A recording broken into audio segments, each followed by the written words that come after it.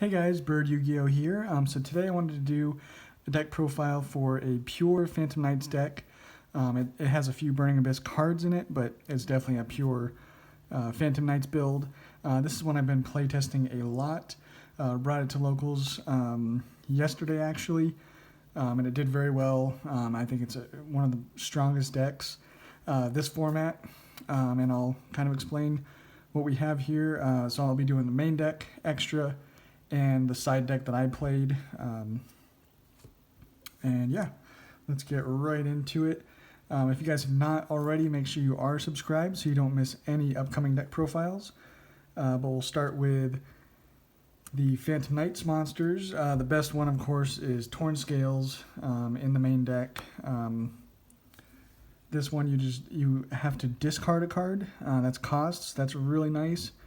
And then you can send any Phantom Knights card from your deck to the graveyard, which can be any of the traps, any monsters, so it really gets your plays going. And also, if this card is in your graveyard and you banish a Phantom Knights card, you can special summon this for free. So really easy to get this guy out and super important for all of your combos. Another really nice card is one of the original Silent Boots. This one, if you just control a Phantom Knights monster, you can special summon this for free. And then you can also banish it from your graveyard and add a Phantom Knights spell and trap. And then we play 2 Ancient Cloak. That's all you need, because this one, you're usually not going to get it out as easily as the other one because it's not a free summon or anything. But this one, you can again banish it from your graveyard and add a Phantom Knights card from your deck to your hand. And then an important effect that you do want to use quite a bit. There was one game I did not use it and it didn't really affect anything. But then another game when I did use it, usually you're going to be targeting your Rusty Bardich, and then you can have it gain 800 attack and defense. So that is really nice to get him boosted up. Again, it came up one game, didn't the other, but I would always suggest to not forget to use that effect. It's really nice. Ragged Gloves is actually a really important one, and it's one you always want to get to the graveyard fairly quickly, because this is your way of being able to still do a pretty good board after you get like Nibiru'd, because this allows you can banish this from your graveyard and then send a Phantom Knights card from your deck to your graveyard. So usually, say you get Nibiru'd and you have this in your grave, you can still send, like a Fog Blade or Sword or something, and then you can still go off from there because you can then banish the trap to then special summon back something. So it is nice to have that in there. And then we have just 1 Stained Greaves. It's just an okay card. If a Phantom Knights card is special summoned, you can just special summon this from your hand. And then you can also banish this and then special summon a Phantom Knights monster from your hand. So decent. And then other than Torn Scales, the best normal summon is going to be Tour Guide. But what I've found is this is going to be negated probably 70% of the time. So it's Ash Bait, Impermanence Bait, stuff like that.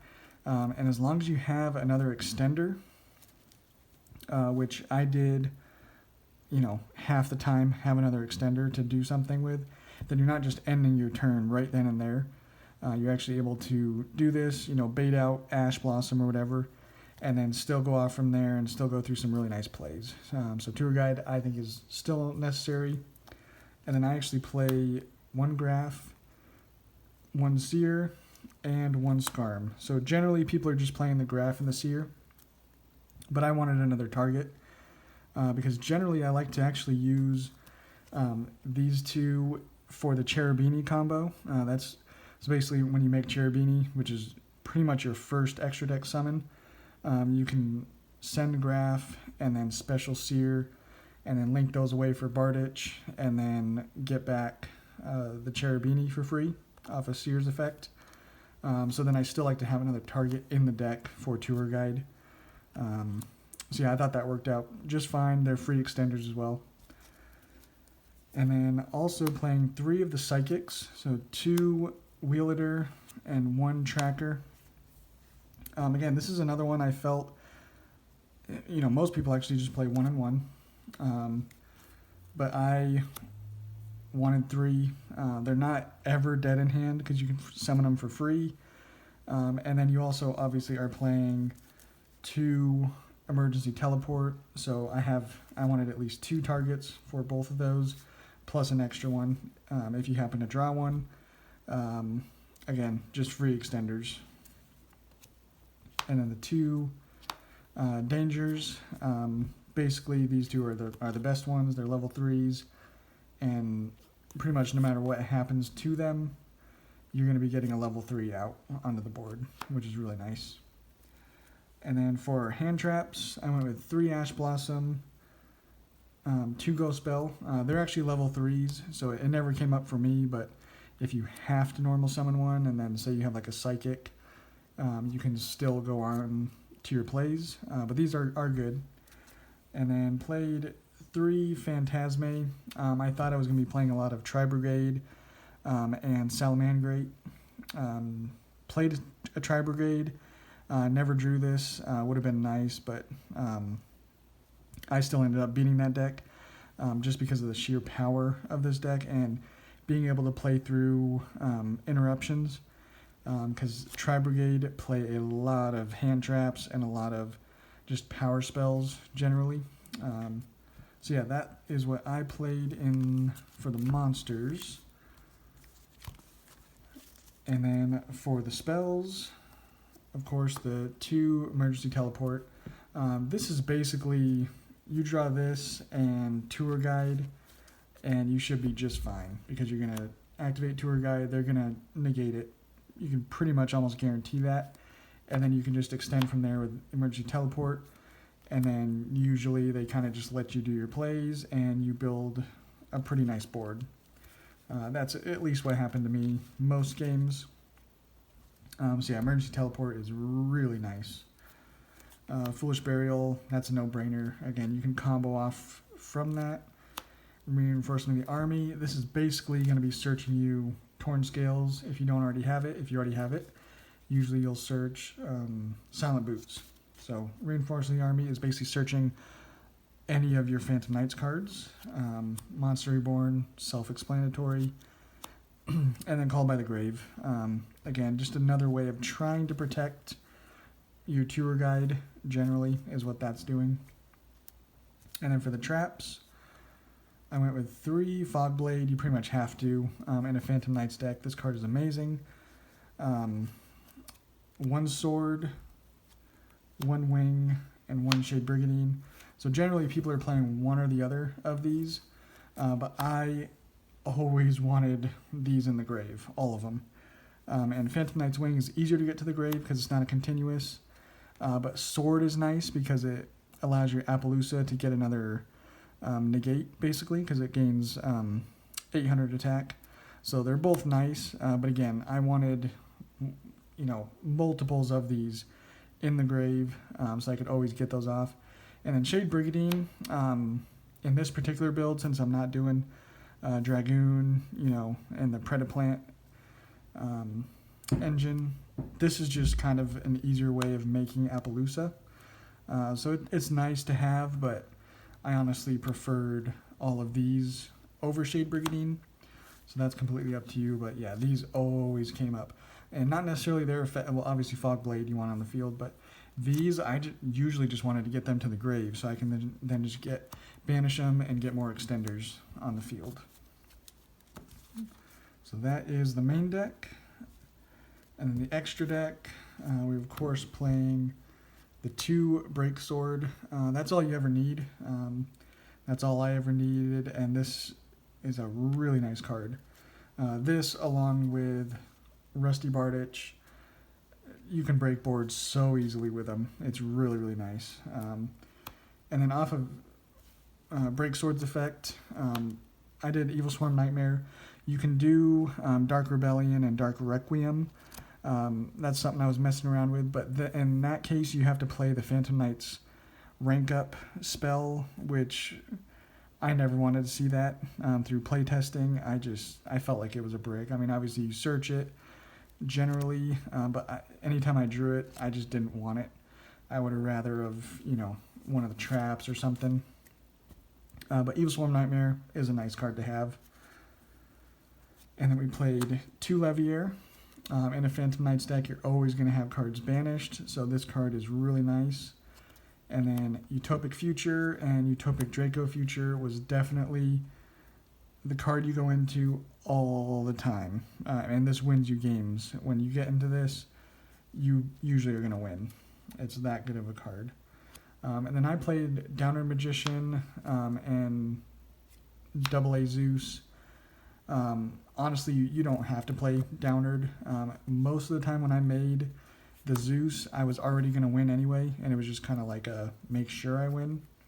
But it never came up where I needed, 4 materials on it. Just having 2 is usually enough to win it for you, because usually at that point you'll have the Draco Future.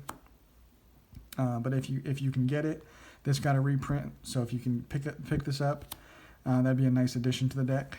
Not necessary. Honestly, the most necessary cards, I feel, are Draco Future, obviously the Phantom Knights cards, and then your Rusty Bardich is going to win games for you. And then for the links, we play, of course, Cherubini. That's the first one you're going into, get your plays going. And then Rusty Bardich. The reason this wins you games is because once you get this out, obviously you get all this advantage from it, but then when you summon a dark XYZ to a zone he points to, you can target a card on the field and destroy it. So what was happening to me all the time, I was making this and then making a Break Sword, using this effect to pop, and then I was able to then pop another card with Break Sword's effect, so it was really nice. And you'll find that your opponent really, really wants to get rid of this card, but then you have your traps, which can then just summon that right back to the field. So it's really nice, and it has that nice arrow pointing to the right, so even if you don't do it in the extra monster zone, you can still be able to special summon to that zone to the right of them. So this card is definitely the MVP. This is the card your opponent hates. They always are trying to infinite impermanence it, or just flat out get rid of it, because this card is really good. Then we played the IP Masquerena and the Unicorn. It is even possible to go IP Masquerena into Rusty Bardich, which would help it to be protected from being destroyed by your opponent's card effects. So that's a nice option, but generally you're wanting to make Rusty Bardich and then have this made so that on your opponent's turn you can go into Unicorn, just for another interruption. And then Appaloosa is the one you always want to go into if you can. It's just monster negates. And then Boral Sword will come up, and they're pretty easy to get into because you have so many extenders and so many ways of getting a lot of monsters on the field. So that is the extra deck. And then for the side, Artifact Lancia is probably the most important side deck card you can play in today's metagame. Neither player can banish cards for the rest of the turn after you tribute this from your hand, so it's an amazing card. And then I played 3 Draw and Lockbird. It came up one match. It pretty much helped me win it. It's a decent card. Definitely just another hand trap option. Dark Ruler No More. It's for those decks, obviously, that just build crazy boards that you need to get rid of. And then I just wanted a lot of spell trap removal. Twin Twisters. 3 of those, because it does, again, have a nice discard. So that'll get some of your Phantom Knights cards to the grave. And then 2 Cyclone, and then 1 Harpy's Feather Duster. They all came up. They all went into the main deck at one point because there's so many, like trap-heavy decks out there, Tri-Brigade, stuff like that. But yeah, that's the deck, guys. Again, I feel this is one of the strongest decks. This format, it builds some crazy boards, and you don't have to go, spend too much on the extra deck if you don't want to. Again, for me, the most important cards were these right here. These 5 you go into every game, and they're just so good. Obviously, you'll need, Draco Future. to go into, or you'll need Utopic Future to go into Draco Future. But yeah, other than that, you know, I mean, these are kind of just all optional. Levier's nice, but pretty much every game you're obviously going to be going into the Cherubini and the Rusty Bardich, and then to break boards, you go into your Break Sword, pop with that, pop with this, special summon a level 4 off of that effect. You know, you go crazy off of that, and then making Appaloosa and Draco Future pretty much just handles monster effects for you, because Draco Future will negate monster effects, and then obviously so will Appaloosa. So with the decks running around nowadays, having stuff like that is really nice. Obviously it'd be nice to have like Spell Trap negate, but if you have to have one or the other, I would actually prefer monster negates, so this is just fine. But yeah, thanks for checking out the video, guys, and we'll catch you on the next one.